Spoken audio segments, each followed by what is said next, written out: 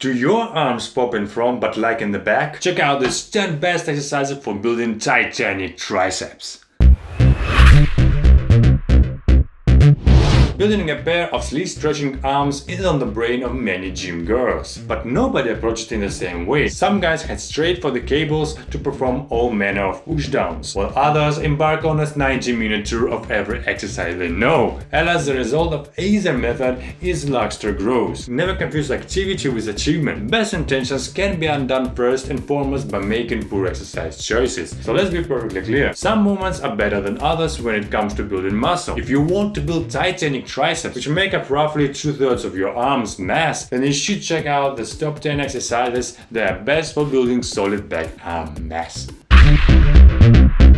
Some of these exercises are validated by research, notably EMG studies, which measure the electrical activity of working muscle. Other choices are based on factors that include how difficult movement is, how easy it is to overload, how unique it is compared to other movements, and where it fits best in your workout. If you don't see your favorite on the list, don't fret. These 10 exercises aren't enough to complete your entire tricep toolkit. They're just the beginning. Your input is welcomed in the comment section below and for any other recommendations you may have.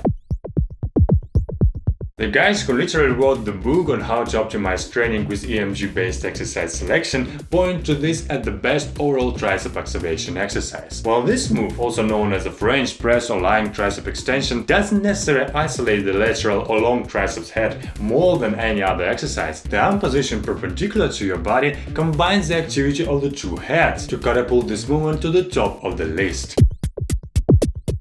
If you've watched any of our previous best exercise videos like those for chest and back, linked below, then you already know that they include compound multi-joint exercises, because they're the best for muscle growth. Even though the three-headed triceps is a fairly small muscle group, there are a handful of multi-joint movements that target it. Bench pressing for triceps extends elbows during those presses is a triceps workout in itself. Powerlifters have been doing this movement for ages and they are known for having some mighty large bazookas. One of the first EMG studies on pressing angles and muscle activation discovered that flat bench with a narrow grip activates the long head of the triceps to a greater extent than an inclined bench. To really torture your triceps, use a close grip, but keep your hands around 8 to 10 inches apart. Going with a closer grip doesn't put any more stress on your arms, but it does increase the strain on your wrists. So tuck your elbows to decrease the amount of stress on your backs and shoulders while increasing the demand on your triceps. This is another multi-joint movement for triceps, so it's towards the front of the line, especially weighted, which makes it a more ideal than bodyweight dips for building mass. Attaching a belt around your waist with plates can increase the resistance, so you fall within the target rep range of 8 to 12 reps, ideal for muscle growth. To focus your dips on the triceps, keep your body as vertical as possible. Don't lean forward, which hits your chest, and keep those elbows tight to your sides. Think dips don't work for you? Take a look at any male gymnast. That's the definition of horseshoe triceps.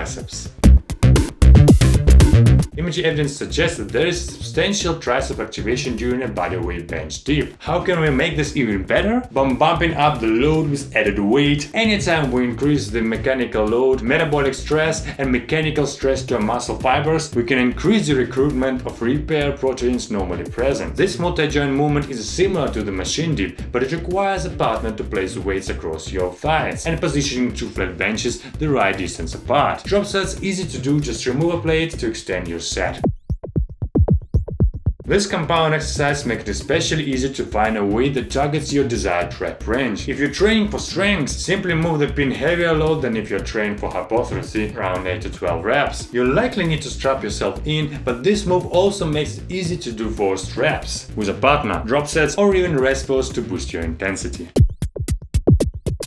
This one may be new for many lifters. The idea behind this movement is to essentially restrict the bottom portion of the bench press by placing two forwards on your chest. This allows you to preferentially train the final lockout of the bench press. Movement analysis of the bench press, whether close grip or regular, demonstrate that quite a bit of elbow extension occurs over the final 2/3 of the process of the chest. When you dust off your anatomy books, you'll see that primary action of the triceps is elbow extension. This means that both processes really target your triceps. If you need any more proof why you should add in occasional board presses, look to the top equipped powerlifters in the field, or also to this limited row movement to increase arm strength.